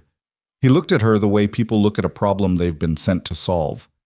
"Ms. Marlowe," he said, "Mr. Rainsford would like the envelope." She looked at him. She looked at the car. There was a driver she couldn't fully see, and at least one more person in the back seat. She was on a street a quarter-mile from the library with no phone SIM card and a document that would determine everything in the next 11 days. "Tell Mr. Rainsford," she said, "that he should have come himself." She turned and walked back the way she'd come, fast, not running yet. And behind her she heard the car door open, heard footsteps on the pavement, heard the driver's side door, and then she was running, the envelope flat against her ribs, her heart going hard against her sternum, her breath coming in sharp pulls of cold air as she cut left off the sidewalk into the narrow gap between 2 buildings. Because she had walked this neighborhood 14 times in her marriage, and she knew that gap led to a service alley that ran the length of the block, and she went through it at full speed with footsteps behind her, and the alley was dark and cold and smelled of the city, and she did not stop. She came out the other end of the alley onto a lit street, and there was a couple on the sidewalk with a dog, and she went straight to them with her hand out and said, "I need your phone, please. I need your phone, right now." And something in her face or her voice communicated enough that the woman handed her phone over without a word. She called the one number she'd memorized. Lucian answered on the first ring. "They found me," she said. Her breath was ragged. She was pressing herself into the building's doorway, watching the alley exit. 43 Belmore Street, alley exit by the laundromat. "I have the documents. I need 3 minutes," Lucian said. His voice was absolutely controlled. "Do not move from where you are." "There are at least 3 of them." "Evelyn, 3 minutes." She pressed the phone against her chest and pressed her back against the brick and breathed. Her legs were burning. The envelope was still against her ribs, still intact, still everything. The couple with the dog had moved away quickly, and she didn't blame them. At the end of the alley, she saw a figure appear. Pause. Look in both directions. She didn't move. She thought about the room where Lucian had first sat across from her and said, "It begins before either of us was old enough to understand what it meant." She thought about the photograph of the little girl with the longer hair in front of a house that burned. She thought about 7 years of being invisible, and she thought about a leaking roof and birthday cards, and a woman who had answered on the second ring. The figure in the alley moved toward the lit street. She pressed herself flatter. Headlights, from her left, a vehicle coming fast. It stopped at the curb and the door was open before it fully stopped, and Reyes was out of it moving toward her, and she did not need to be told twice. She was already moving, already at the door, already inside, the door slamming as the vehicle accelerated, and she turned to see Reyes in the back seat with her, and she pressed the envelope harder against her chest with both arms and let herself breathe. "Dara," she said. "Secure," Reyes said. "She's back. The men who came for me, we know. We're tracking the vehicle." He paused. Victor sent 3 people for the documents and pulled 2 others away from the commercial building location simultaneously. She registered that. He split his resources. Yes, the building location. We got there before the 2 he pulled away could clear it. He reached into the jacket and withdrew a small USB drive. His communication files. Physical backup he kept at the building location. He didn't know we'd get there before he could clean it out. She stared at the drive. "Is that 4 years of outgoing communications," Reyes said. "Victor's personal encryption. Our tech people are working on it now." She took the drive from him and held it alongside the envelope from the archive locker and sat in the moving vehicle with both hands full and tried to understand the specific shape of what they now had against what Victor was still holding. Her private notes in his hands. Her name attached to financial activity she'd witnessed but never understood. His 4 years of communications now in theirs. And 11 days until the oversight panel convened. The vehicle crossed back toward the harbor. She could see the lights of the waterfront ahead, and beyond them the black hull of the ship. And she thought about standing on the deck that morning, with the wind coming off the water, and telling herself she was probably wrong about Victor. She had not been wrong. She pressed her back against the seat and closed her eyes for exactly 10 seconds. Behind her eyelids, the facts arranged themselves in the way. Facts arrange themselves when a lawyer has lived with them long enough. The shape of the case, the weight of each piece, what was provable and what wasn't yet, what needed 11 days and what needed tonight. When she opened her eyes, the ship was close. She looked at Reyes. "I need to be in the operations room in 10 minutes. I need Lucian, I need Dara, I need your tech people, and I need Grant's CFO on a secure call." "Grant's still on the ship," Reyes said. That surprised her. "He stayed?" "He said he wanted to finish what he started." She looked out the window at the approaching harbor, at the black and gold ship that shouldn't have been real, that had appeared out of morning fog 4 days ago, and dismantled everything she thought she knew about the shape of her own life. Grant had stayed. Victor had sent 3 people into the night after a single envelope. The math of who was afraid of what was becoming very clear. "When we get back," she said to Reyes, "seal the ship, nothing in or out, and I need someone to find where Victor is right now, not tomorrow, not in an hour. We're working on it. Work faster." The vehicle pulled to the dock. "Because in 11 days I am walking into that oversight panel with everything we have, and I need Victor either in a room where he can't do anything or in a position where doing anything makes his own case for us." She got out of the vehicle. The dock was cold and lit, and the ship was right there, massive and real. And Lucian was at the top of the gangway watching her come up with an expression she didn't have a name for yet. Not relief, not exactly. Something more complicated than relief. Something that had several years of looking for someone in it. She reached the top of the gangway and stopped in front of him. "I have the documents," she said. "I have Reyes's drive. I have 11 days. She paused. "And I have something I didn't have 6 hours ago." "What's that?" he said. "I'm done being managed," she said. She walked past him into the ship and did not look back, and the harbor moved behind her, and the night was very cold and very clear, and somewhere in the city, Victor Rainsford was calculating his next move. And for the first time in 37 years, the woman he had spent decades arranging and containing and keeping small was calculating hers right back, with everything she needed in her hands and nothing left to lose that she hadn't already decided to stop protecting. The operations room at 2 in the morning had the specific atmosphere of a place where people have been working past the point where the body cooperates. Coffee cups abandoned at various stages of consumption, jackets over chairbacks. The particular stillness of individuals running on decision-making rather than energy. Evelyn had not slept. She was not going to sleep. She sat at the central table with Grant's CFO on a secure video call, a precise woman named Helen Tran, who had clearly decided somewhere around midnight that the most useful thing she could do was stop being shocked and start being useful. Beside Evelyn, Dara had the physical documents spread in sequence. Reyes's tech specialist, a young man named Cho, who spoke in half sentences and thought in full systems, had cracked the first layer of Victor's encrypted communications drive by 1:15 and was working through the second layer with the focused intensity of someone who understood exactly what was at stake and found the technical problem genuinely interesting regardless. Lucian moved around the edges of the room. He did not sit. She had stopped expecting him to. Grant sat across from her. He had removed his jacket somewhere in the last 2 hours, and his shirt was wrinkled at the sleeves, and he looked, for the first time in the 11 years she had known him, like a man who understood that he was not the most important person in the room and had made peace with it. The picture that assembled itself across the table over those hours was not simple. It was the opposite of simple. It was the kind of picture that requires multiple people looking at it from different angles before the whole shape becomes visible. And even then, certain parts of it were ugly in ways that implicated everyone present to varying degrees. Victor Rainsford had been running a parallel operation inside Lucian's organization for 14 years. Not 20, 14. The first 6 years he had been, by every measurable indication, exactly what he presented himself as. A committed, effective strategist who built Lucian's enterprise from a fractured collection of regional interests into a coherent international organization. The turn happened in year 7, when Victor had first identified the dormant Marlowe-Varelli Inheritance Trust and understood, with the specific intelligence of a man who notices the value in things others have overlooked, what it represented. Not just money. Architecture.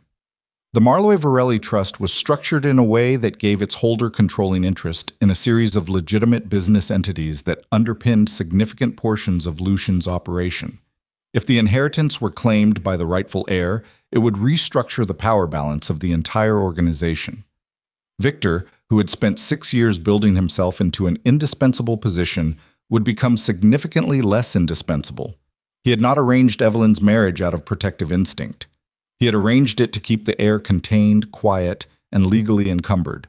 A married woman with no independent financial standing and no knowledge of what she was owed was not a woman who could walk into an oversight panel and claim an inheritance. He had kept her invisible because her visibility threatened him. Cho read sections of the decrypted communications aloud, flatly, without editorial comment, and the room absorbed each piece with the quiet of people who are past the point of being surprised and are now simply building. Grant, listening, said very little. At one point, when Cho read a communication between Victor and Webb that referenced the specific property transactions Evelyn had noted in her private document, Grant put both hands flat on the table and looked at them for a long time. When he looked up, he said, "I want Marcus Webb arrested." "That's not our jurisdiction," Reyes said. "It will be someone's." "Yes," Lucian said from the edge of the room. "It will be." Evelyn looked at Grant. He looked back at her. In his eyes, there was something that was not quite an apology. Grant Holloway was not structurally capable of the straightforward apology. She had always known that. But something adjacent to it. Something that he acknowledged, without the full vocabulary of contrition, that he understood now what had been in his house for 7 years and what he had done with it. She didn't give him the absolution he wasn't quite asking for. But she didn't look away either. "The motion your lawyers filed," she said, "to void the divorce. I'll have it withdrawn by morning," he said. "I need it withdrawn before 6 a.m. I'll call them now." He stood and moved to the corner of the room with his phone, and she watched him make the call and thought about all the ways a person's life could be shaped by the decisions of people who never asked them anything, and then she turned back to the table because there was still work to do. Victor surfaced at 4:17 in the morning, not in person, through a lawyer, a man named Christoph Adler, Zurich-based, who placed a call to Lucian's legal team with a proposal. The proposal was clean in the way that only proposals from cornered men trying to look uncornered can be clean. Victor was willing to provide documentation supporting the legitimacy of the Marlowe-Varelli inheritance claim in exchange for immunity from any civil or criminal proceedings arising from his activities within the organization. Lucian read the proposal summary and handed it to Evelyn without comment. She read it, She set it down. He thinks we need him, she said. He built the case for 14 years. He knows where certain documents are that we don't. Do we need them? Lucian looked at Cho. Cho looked up from his screen. The communications drive has 90% of what we'd need for full documentation. The remaining 10% involves 3 property records that were sealed under a Brussels administrative process in 2011. Victor would have access to the unsealing mechanism. How long without him? Evelyn asked. To unseal through legitimate channels? 4 to 6 weeks. And the oversight panel is in 11 days. Yes. She looked at Lucian. The panel doesn't need the sealed property records to validate the inheritance claim. They need the bloodline confirmation, the original trust documentation, and a clear chain of title. We have all of that. Victor's lawyer will argue the sealed records contain counter-evidence. They don't, Dara said. She had been quiet for the last 20 minutes, working through a document with a precision that Evelyn had come to recognize as her at her most focused. I know what's in those records. Victor told me 3 years ago when I was helping him catalog the historical files. He described them as supplementary property surveys. I was using the sealed status as leverage, implying they contain something damaging when they don't. Evelyn looked at her. You're certain? He was very specific. He was also, at the time, not aware that I would ever be in a position where that specificity mattered. Evelyn turned back to the proposal. She read it one more time. Then she folded it and set it at the far edge of the table. We decline, she said. Lucian looked at her. We decline, she said again, steadily. Victor gets nothing from us. Not immunity, not negotiation, not the dignity of a deal. We file in 11 days with what we have. If the sealed records become an issue with the panel, we address it then. She paused. And we forward everything on the communications drive to the relevant legal authorities in every jurisdiction where his activities touch down. That's 4 countries, Reyes said. Then 4 countries, she said. He kept me in a box for 7 years and called it protection. He killed my parents' legacy and called it strategy. He is not getting a negotiated exit. The room was quiet. Lucian said, All right. She looked at him. You're not going to argue. No. You built 20 years of your operation with him. Yes. His voice was absolutely level. I know what I built and I know what it was built on. I'm not arguing. She held his gaze for a moment. Then she nodded once and turned back to the table. Then we have 9 hours until the lawyers open, she said. Let's use them. Victor did not disappear gracefully. Cornered men rarely do. At 7 in the morning, as Caldwell Harbor came back to daylight and the city resumed its ordinary machinery, Victor's lawyer released a statement to 3 financial news outlets. The statement was carefully worded. No direct accusations, nothing that could be cleanly litigated. But its implication was clear, that the inheritance claim being prepared by an individual connected to the Varelli organization was based on manipulated documentation, and that the claimant herself had a history of financial involvement with entities under investigation. Evelyn read the statement on Dara's tablet over coffee. She actually tasted this time. He's trying to poison the panel, she said. Yes, Dara said. Can he? The panel is formal. They're required to evaluate submitted documentation, not press statements. Dara set down her own cup. But 3 of the 5 panel members are appointed by an international oversight body that is sensitive to reputational concerns. If the statement gets significant pickup in the financial press before we file, how long before we file? We could file today. The documents are ready. Evelyn looked at her. Then we file today. There are still formatting requirements. How long? Dara looked at the documents, at the clock on the wall, at Evelyn. 4 hours. Then, in 4 hours, we file. She stood. And I need to make a call. She called Patricia from a ship landline because she no longer had a functioning mobile and because she wanted the call on a recorded line. She had thought about this for several hours. What to say? How to say it? How much to let herself feel about what had been done by a woman who had sent birthday cards for 11 years. She had not arrived at clean answers. She had arrived at the understanding that clean answers were not available and that the absence of them was something she would have to carry. Patricia answered on the 3rd ring. Evelyn. Her voice was careful. The careful of a person who has been waiting and has had time to prepare and has prepared badly. I know about, Evelyn said. I know about the money. I know that the files you sent me were sent from inside Grant's building, not your apartment. She paused. I need you to understand that I know all of it. I'm not calling to ask you to confirm it. Silence. Then why are you calling? Patricia's voice had changed. The careful was gone. What was underneath it was tired, genuinely, profoundly tired, in the way of someone who has been holding something for a long time and has been waiting, perhaps, for the moment when they didn't have to hold it anymore. I'm calling because I want to know one thing that isn't in any document. Evelyn's hand was tight on the receiver. She made herself loosen it. Did you know, when we had lunch 3 days ago, that they were going to use my files against me? The silence was longer this time, long enough that the quality of it became its own answer. Yes, Patricia said. The word landed the way words land when you already knew them, and hearing them said aloud changes nothing about what you know, and everything about how it sits in your body. Why? Evelyn asked. Webb approached me 14 months ago. Patricia's voice was flat now, the flatness of someone past performance. He had documentation, real documentation, of something I did 12 years ago, a case I mishandled, a client I failed badly. She stopped. If it had come out, I would have lost my license, my career, everything. So you agreed to watch me. I agreed to maintain contact, to report back if you ever surfaced, became visible. A breath. When you called me from the hotel, I called Webb, and then I went to lunch with you, and I looked at you across the table, and Another breath. I told Webb I was out that afternoon. I told him I was done. But you sent the files. He had remote access to my drive. He pulled them without me. I didn't know until it was done. Evelyn stood in the small communications room with the receiver pressed against her ear and looked at the wall and tried to locate the truth in what she was hearing. The specific difficulty of it was this. She believed Patricia.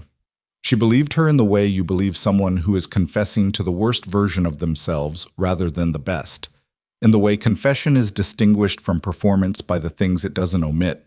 It didn't make it smaller. It didn't make the lunch not hurt, the birthday cards not curl at the edges, the second ring not ring. I'm going to have to give your name to the relevant authorities, Evelyn said. Everything I know, I can't protect you from that. I know, Patricia said, and I can't.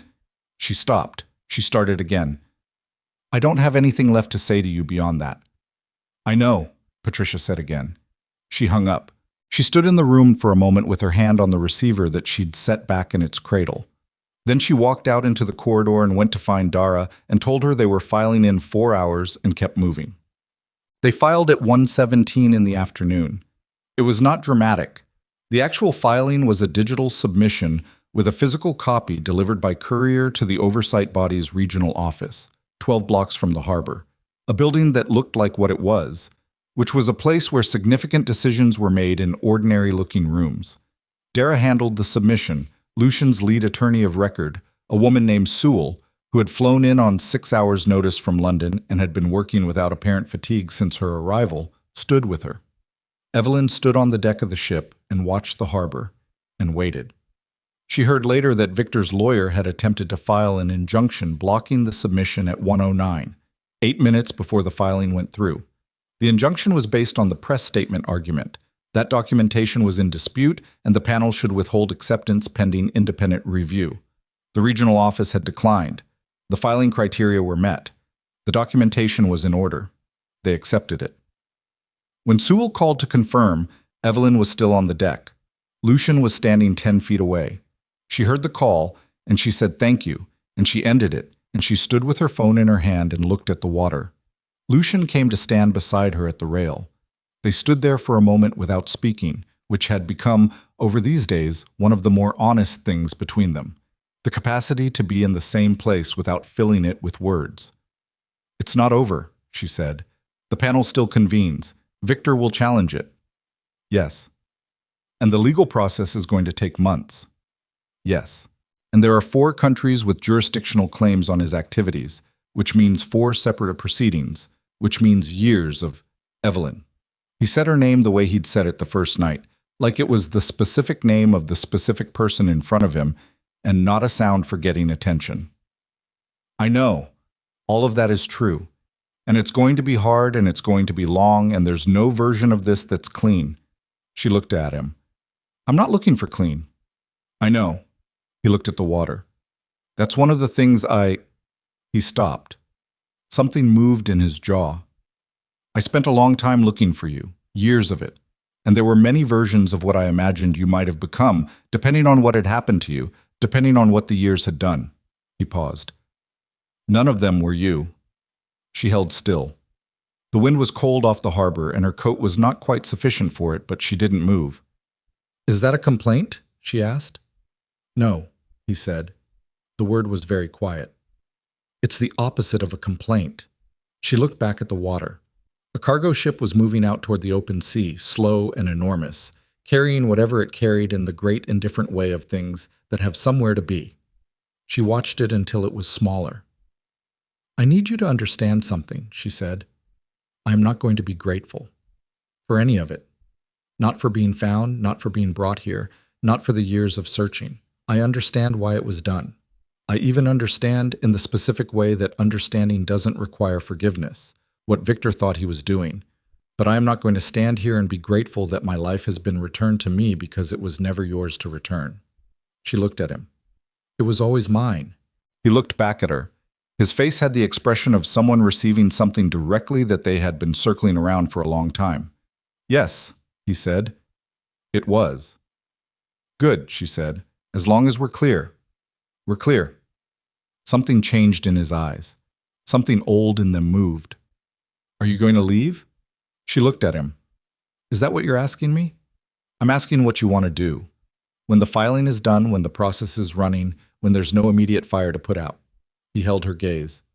I'm asking what Evelyn Marlowe wants. Not what makes sense strategically. Not what protects the claim. What you want. She had not been asked that question in a very long time. She was aware that she had not been asked it in a long time. Aware of the specific quality of the absence as the question landed. The way you become aware of a sound only when it stops. She took her time answering. The harbor moved. The cargo ship was small now. I want to go through the trust documentation, all of it. I want to understand exactly what was built and what was damaged and what's still intact. She looked at the water. I want to rebuild the legitimate side of it, the business entities, the infrastructure. That's what my parents built. Not the power, not the protection, the actual work. The thing that employed people and moved goods and built roads in places that needed roads. She paused. I want that back. Not as an inheritance, as a continuation. Lucian was quiet for a moment. That's going to require a very good legal team. I have one. It's going to require people who understand how the organization runs. I'm learning. It's going to take years. I'm 41, she said. I have years. I was looking at her with an expression she had been trying to name for 5 days and had not yet named. She was not certain it had a name. It was the expression of a man who has been waiting for a particular thing without knowing precisely what he was waiting for, and has just watched it walk out of a morning fog and stand in front of him at a harbor rail. Then stay, he said. It was the simplest thing he'd said to her. She looked at him for a long moment, at the face that had weathered things, at the eyes that had spent too many years being the thing people were afraid of and had, somewhere in there, stopped expecting to be anything else. I'll stay, she said. But I want an office. He almost laughed. It was not quite a laugh. It was the thing that happens just before a laugh in a person who has forgotten how. You can have an office. A real one, not a cabin. A real one. And I'm not reporting to Victor's replacement. Victor doesn't have a replacement yet. He will. When he does, I want that arrangement in writing. You're negotiating. I'm a contract lawyer, she said. I never stopped. The weeks that followed were not quiet. There is a specific myth about resolution, that it comes with stillness, with a sense of clean arrival. It doesn't. It comes with paperwork and conference calls in 4 jurisdictions, and a panel that convened on a Tuesday and deliberated for 9 days, and then upheld the claim on a Wednesday afternoon while Evelyn was eating a sandwich she'd forgotten was in her hand. Sewell called to tell her. She put the sandwich down. She sat with the information for a moment. She said, "Thank you." She hung up. Then she went back to the document she'd been reviewing and finished the paragraph she'd been in the middle of, because there was still work to do, and the work didn't pause for the emotional logic of moments. Victor's proceedings moved through 4 countries at the specific pace of international legal processes, which is to say, slowly and with the grinding thoroughness of institutions that have seen men like Victor before and are not impressed by their complexity. Webb was arrested on a Thursday morning at his home. He cooperated. The cooperation, which his lawyer had clearly advised him toward, implicated 3 additional individuals across 2 of the 4 jurisdictions and significantly accelerated the timeline for at least one of the proceedings. Patricia Holt voluntarily surrendered her license pending investigation. She sent Evelyn one message, through a mutual contact, that said only, "I'm sorry. I know that doesn't do anything." Evelyn read it and did not respond. She kept the message in a separate folder and did not delete it and did not read it again, which was the most honest thing she could do. Grant withdrew his legal motions. He did this quietly, without announcement, which was perhaps the most dignity he had managed across the entire situation. He restructured his corporate intelligence function entirely, at some cost and considerable disruption, and he did it without making public statements about why. She heard about it from Sewell, who heard about it from someone at the oversight body. She registered it. She moved on. The thing with Grant that was most difficult to carry was not his arrogance during the marriage, not the papers signed with a smirk, not even "you were never the woman I needed" spoken with that effortless certainty. It was the understanding that he had been, in his own way, managed, that the marriage which had contained her had also, in different ways, contained him, that Victor had used them both as structural elements in something neither of them had consented to. She could not forgive him for what he'd done with the years of their marriage, but she could hold the complexity of knowing that the origin of it was not purely his, that the situation was not as simple as one bad man making one bad choice. Complexity, she was learning, was not the enemy of accountability. You could hold both. It was harder, but it was more accurate, and accuracy was something she had decided to insist on. She found Victor once, in the months that followed. Not in person, in a document. Cho, working through the later layers of the decrypted communications drive, found a file that had been structured to look like routine administrative correspondence and was not. It was a record, organized, dated, meticulously maintained, of every step Victor had taken over 14 years to monitor and manage the heir. It included Clara, her health records, the correspondence with her doctors in the months before the stroke that killed her at 61. The correspondence didn't prove what she feared. Clara's death appeared genuinely to have been natural. The record showed Victor monitoring, checking, calculating, but not intervening. She didn't know if that meant he had stopped short of the final step or had simply not needed to take it. She sat with that ambiguity for 3 days, and then she put the file away in the same folder as Patricia's message, and she chose to spend the next decade building rather than determining the precise dimensions of what had been destroyed. It was not peace, it was a decision. Sometimes that's what's available. 6 months after the filing, Evelyn moved into an office. It was on the 2nd floor of a building on the waterfront that the Marlowe Varelli Trust owned outright, a solid building, older, with windows that looked out over the harbor and the water beyond. She furnished it with a desk and 2 chairs and a set of legal shelves and a coffee maker that she operated herself. She had staff, eventually. She hired them with the specific attention of a woman who had spent 7 years being judged for things that had nothing to do with her capability. She worked long days and she ate lunch at her desk, and she read every document herself before she signed anything. And the work was not glamorous and it was not simple, and it was exactly what she had said she wanted. Standing at the harbor rail with the wind coming off the water, a continuation. The thing that employed people and moved things and built in places that needed building. The legitimate enterprises recovered more quickly than the legal team had projected. Not spectacularly. Not in the way of stories where things are reclaimed in triumph and restored to their former glory in a montage of meaningful moments. Slowly. With setbacks. With 2 entities that had been too compromised to salvage. With 1 regional operation that had to be rebuilt from almost nothing. She was present for all of it. Lucian remained. That was the thing that surprised her most. Not that he stayed, but what staying looked like. He was not in her office every day. He was not in her orbit constantly, was not repositioned around her the way powerful men sometimes reposition themselves around women they are trying to claim. He had his own work, his own operation, his own reckoning with what 14 years of Victor had done to the architecture he'd built. He dealt with it with the same controlled, unglamorous persistence with which she was dealing with hers. They had dinner sometimes, on the ship, or in the city, or occasionally in a restaurant where no one paid them particular attention. The conversations were not romantic in the way of the word's soft associations. They were the conversations of two people with complicated histories trying to build something honest out of the complicated present, which is to say they were often difficult and occasionally funny, and sometimes went to places that cost something to go to, and that they went anyway because they had both decided that managed distance was a thing they were finished with. One evening, 5 months after the filing, they were on the ship's deck in the late hour of a summer night. The harbor was warm and lit, and the water was almost still. She had a glass of something she wasn't drinking much of, and he was leaning on the rail with his arms crossed, and they had been talking for a long time about something she couldn't remember afterward. There was a pause, not an uncomfortable one. "My father," she said. "What was his name?" Lucian looked at her. "You don't know?" Clara called him a family name, a shortened version. I never knew his full name. He was quiet for a moment. "Daniel," he said. "Daniel Marlowe."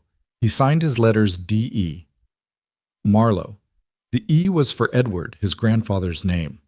She said it to herself quietly. Daniel Edward Marlowe, the name of a man who had reached a hand toward a 17-year-old boy in a bad situation because he believed people were worth more than their worst circumstances. "And my mother?" "Rena, short for Renata." He paused. "She was the one who understood the business side, the architecture of it. Your father had the vision, but she built the systems. She absorbed that. So the part of me that kept notes on financial irregularities, probably her." She looked at the water, at the lights reflecting in it, broken up by the small movements of the surface. She thought about a woman named Renata, who built systems, and a man named Daniel, who believed in people, and a small girl in a photograph standing in front of a house that would burn, and Clara with her leaking roof and her unasked-for silence, and 7 years of invisible and the rain on a sidewalk outside a building with gold letters, and a ship appearing out of the fog of an early morning like something that shouldn't be real.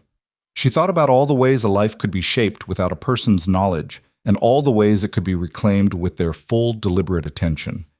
"I would have liked to know them," she said. "Yes," Lucian said. "They would have liked to know you." She believed him. That was the thing. She had become, over these months, a person who could believe true things without needing them to be more than true, without needing them to fix the absence or fill the shape of what was missing. They were true, and the loss was real, and both of those things lived in the same place without canceling each other out. She finished the thing she wasn't drinking and set the glass on the rail and straightened. The harbor was still. The city hummed behind them at the low, constant frequency of a city at night. "I have an 8 o'clock tomorrow," she said. "You always have an 8 o'clock. The Lisbon property review. I need to be sharp." He looked at her. The expression she had never quite named was there again, quieter now, settled into something that had more permanence in it than the first time she'd seen it. "Go sleep," he said. She pushed off the rail. She was almost to the door when she stopped. Not for drama. There was no drama in it, just a thought that had arrived and needed to be said before she went inside. "I spent 7 years being someone nobody watched," she said, not looking back. "I used to think that was what I was, that being overlooked was something inside me rather than something done to me." She paused. "I know the difference now." She heard him breathe, heard the small sound of the water against the hull. "I know," he said quietly. She went inside.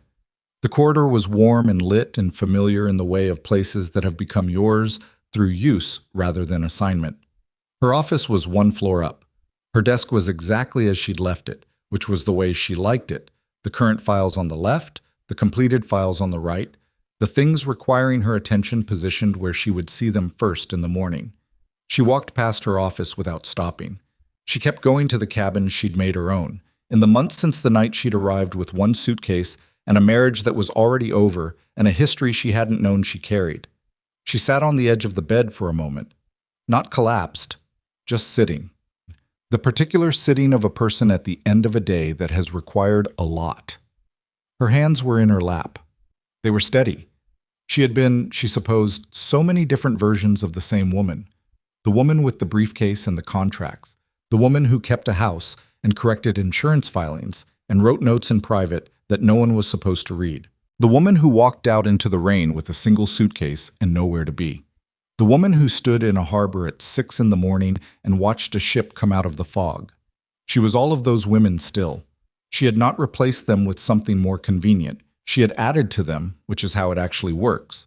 Not the shedding of what was, but the expansion of what is possible. She lay back. The ceiling of the cabin was exactly where it always was. She looked at it for a moment. Outside, the harbor moved. The city made its sounds.